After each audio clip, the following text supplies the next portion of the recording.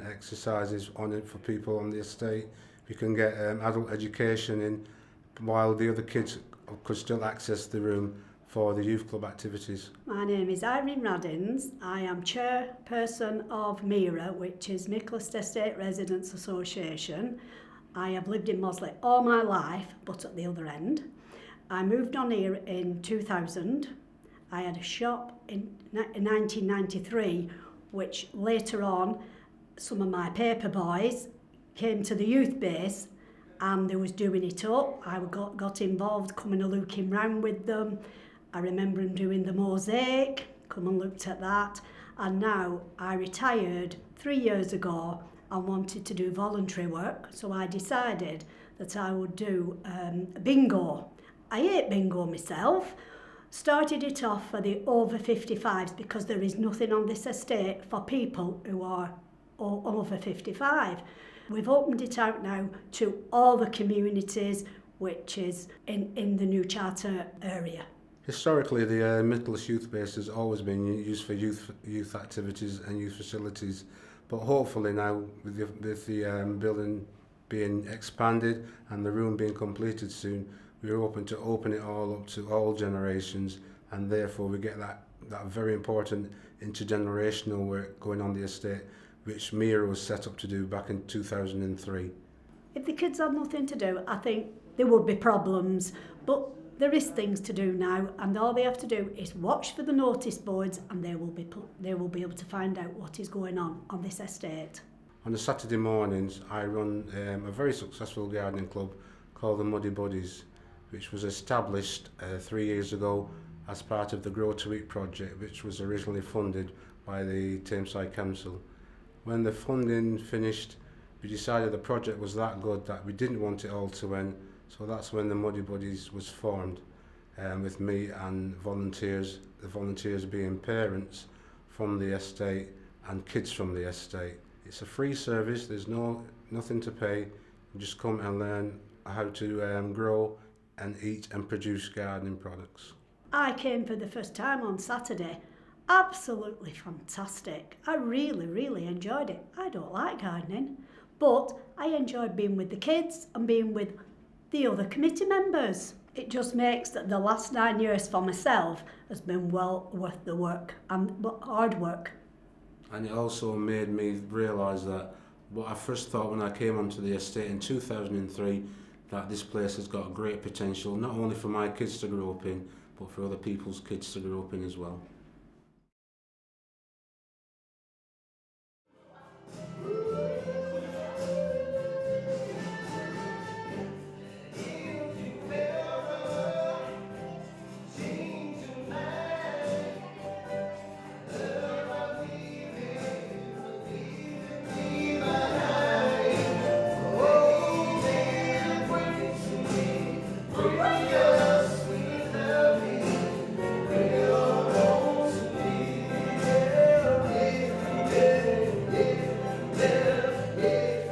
My name's Anne Marshall, and I am the Managing Director and founder of Middleton Popstars Academy of Performing Arts.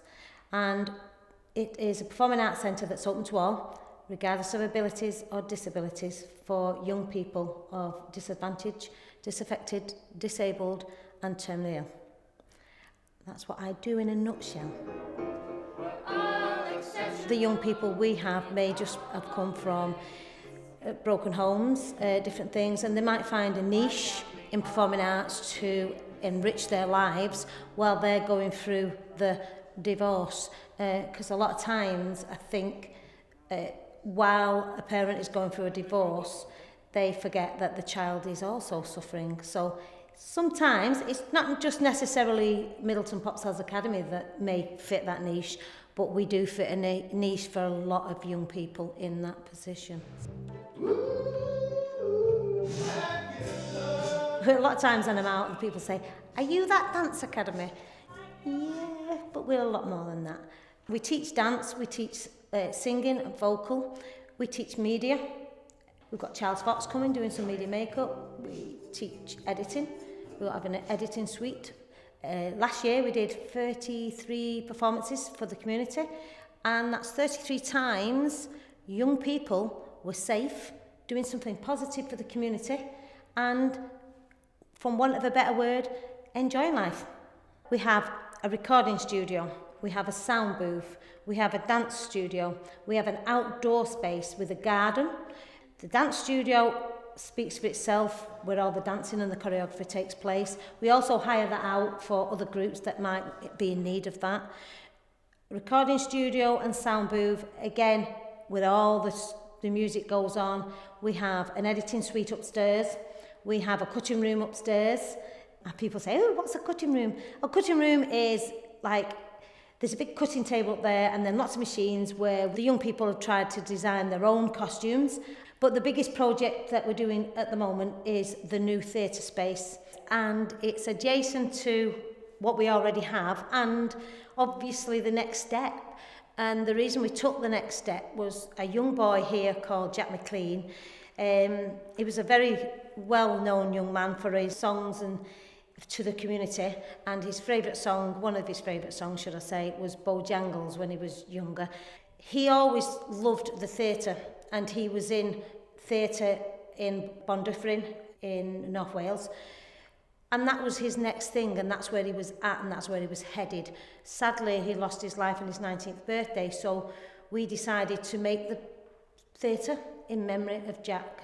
He'll always be in our memories anyway, but what a great fitting tribute it would be because it was such a big part of his life. So bit by bit, we've been having different pots of funding, and I'm sure everybody out there sympathise with me over funding.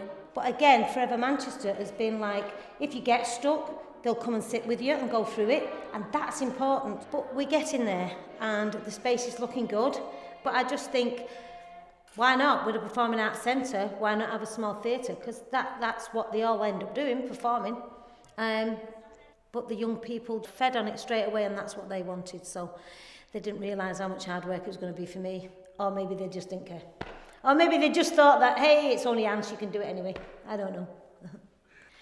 The monies that we received from the Fair Share Trust was put into the theatre. It's paid for lighting desk, paid for a sound desk, an engineer to come out to put all the wirings through. If you've seen the place before, it was just a derelict building and the wires were just colossal. All the work that's involved in that, it's paid for that. It's paid for some of the lights.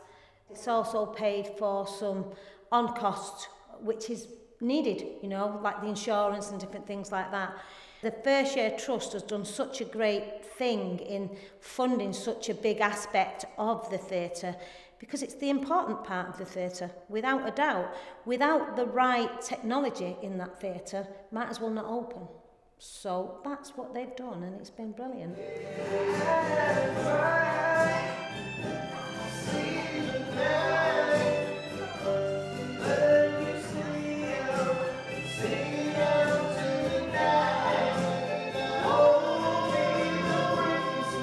I'm Babalola Eddie Amin, yeah, and I come to the Middleton Popstar because it's local, and I just chose to come to Popstars, you know, because I've got a great singing voice, because I think I've got a great singing voice, because I have been singing since I was about 10, and I really enjoy singing, is what I actually love to do, and I've been told a lot that Middleton Popstars really do support you with your, you know, vocals, dancing, performing art, anything you actually like doing, you know, when it comes to like entertaining. So I have come to Middleton Popstar for more support. It's not really much to do with Middleton, if I'm being truly honest, but coming to Popstars is a great experience because it does help you if you're a dancer, singer or an actor. When I came here, like, it really helped me like to be a better performer myself and also to get over stage fright, and like I must have done over about 100 to 300 shows with Popstars, which has really helped me quite a lot to become a better performer. My name's Sada and I've been coming to Popstars since I was 11. I'm now 18, but I did leave a couple of years ago. I've only just come back. I love Popstars. It just gives you such a confidence boost and just happy when you come here. The people that come here, they're really nice. People can't afford, you know, to go to send the kids to big drama school and stuff, and people do need confidence boost, so I think the theatre will be really good because It's just gonna make Middleton Pop Stars more known and for what we do, because what we do is really important. We do from all different ages as well, so really good.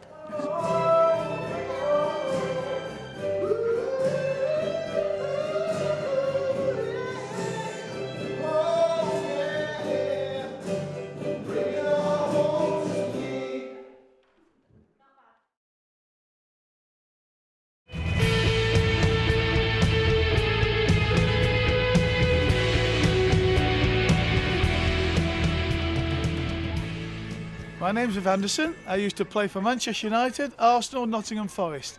I'm here today at Brooklands Dragons with my son at a training session early on a Sunday morning, very early on a Sunday morning.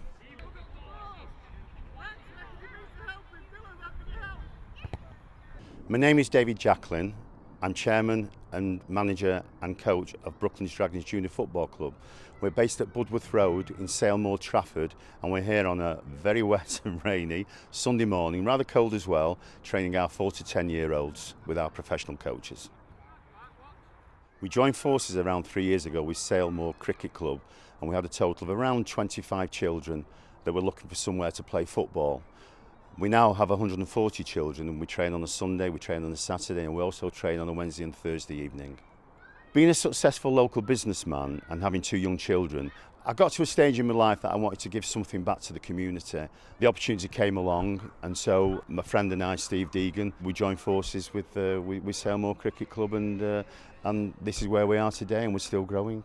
It's very important, especially getting up on a Sunday morning when they could be playing video games or doing something completely different. To get out in the fresh air, to run around with their friends, it's really important. I did it all those years ago, and I think it's very important today. We received money from the Fair Share Trust to massively improve the facilities down at Brooklands Dragons Junior Football Club. The clubhouse was totally run down, it was derelict if you like, and the money has actually totally transformed that. New changing rooms, new shower facilities, new toilets, a new canteen, a new television, security to make it like Fort Knox if you like. It really is a massive, massive improvement, and it's envied by everybody around the area. Worthington School and also Lime Tree School actually use it for their functions. The local community use it, the local residents now use it because it's such a great facility. It is being used a lot, so it has benefited everybody in the community. Forever Manchester have been absolutely fantastic. Nothing's too much trouble for them. I could phone them whenever I wanted to, and they were always on the phone to me to see how we were going on with our project. They came down to look at our project. They've been absolutely fantastic. Dave and his crew here have worked really hard. The canteen there now has grown. There's dressing rooms there now. The facilities, the grounds got better and better, and the equipment they've got over the last 3 years is fantastic. So all in all, it's been a great project. It makes me feel very, very, very proud seeing all these boys and girls that come to our facilities. Just the camaraderie we have between everybody. Everybody gets on so well. I'm just a very, very, very proud man.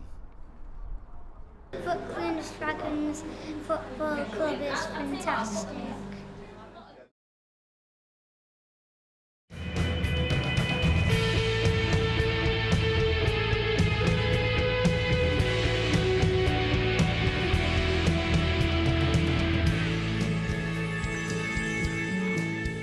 I'm Nigel Peacock. I'm the club secretary and the under-9 manager at Sale Community Junior Football Club. We're on Sale High School here, Norris Road in Sale.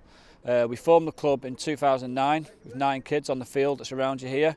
We've grown that from now to 156 kids in that 4 years. We've got 7 full-time league teams, and then we've got 3 junior age groups from sort of 8 downwards, 8, 7, 6. All the kids from this club are from the local community in the M33 postcode. We've probably adopted a few from sort of other communities that border Sale, which is Wimshaw, Trafford, that sort of area. We're in Salemore at the minute, which is part of Sale, the sort of greater town, if you will.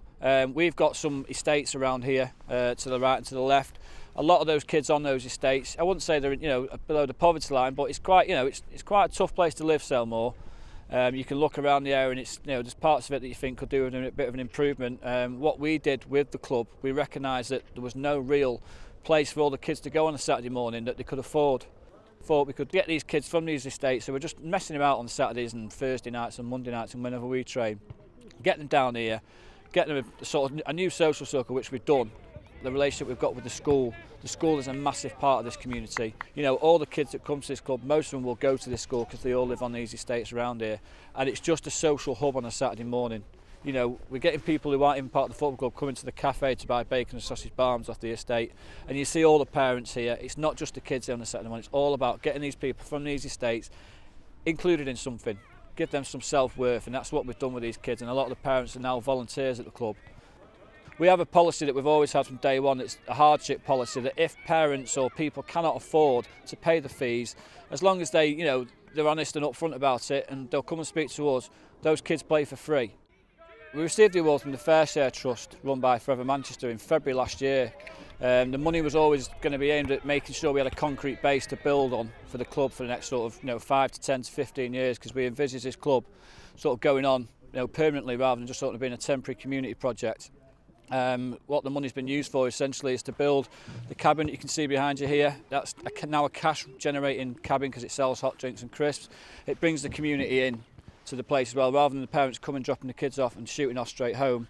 They now stay at the cabin, they have a cup of tea and they all stay on the pitch and all that, and it's a brilliant social area as well. So that's generating money now.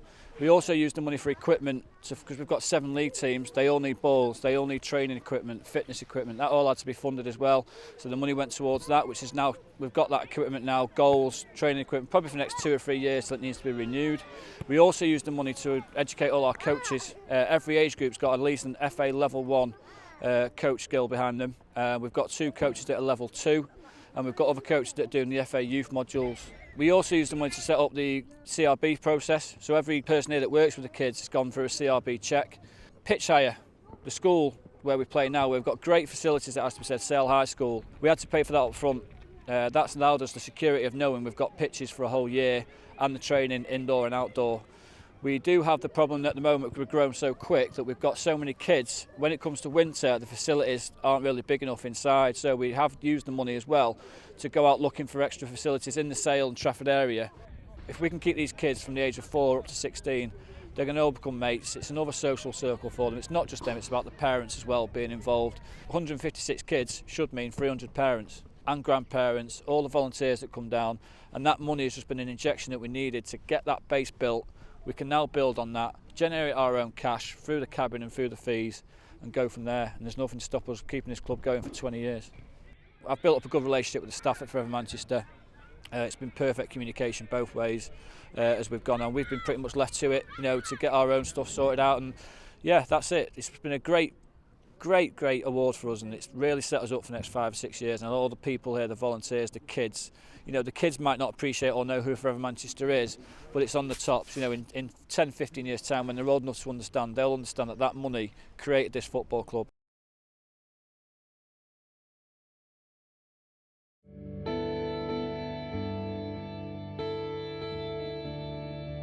Last year we applied for 2 grants with the Fair Share Trust to set up some hyperlocal news websites in Oldham. Now, they had two areas, one Alt Estates and the other one in St James. And they're both completely different areas. St James Ward consists of lots of little areas. So towards Oldham you've got Durker, which is at the bottom of the hill. Then in the middle you've got Moorside, which is more sort of rural. And then at the top you've got Shulver, which in years gone by was a big overspill estate. And they have a communications problem because they've got 4 or 5 different district areas and nobody knows what's going on in each area. So we pitched in there to see if we could get a central website where they can all post to, and it features the news for all the areas, giving information to people who live in these estates, trying to generate interest in supplying these stories. An outcome of that is to get more and more PR for the estates. For example, the local newspaper takes stories off us if they're interested enough. On the back of this, we're carrying out more training in things like literacy, numeracy, IT skills, and that in itself generates more interest. We've found the Friends of Stony Lee, they've got a hut in the park. They call it a hut, it's a huge porter cabin, right? And they make great tea and cakes. And they run surgeries for counsellors to meet people. The police are there every Thursday, so it's a real community hub. and they have activities and people meet there. We've gone in there, and what we are doing is we're trying to use them as the base to start this, really, because the police are in there, the councillors, everybody's got a story to tell what's been happening, and and they're active on the internet already. They have their own Facebook page and things, and that's always easier than starting at ground zero where people don't even know what the internet is.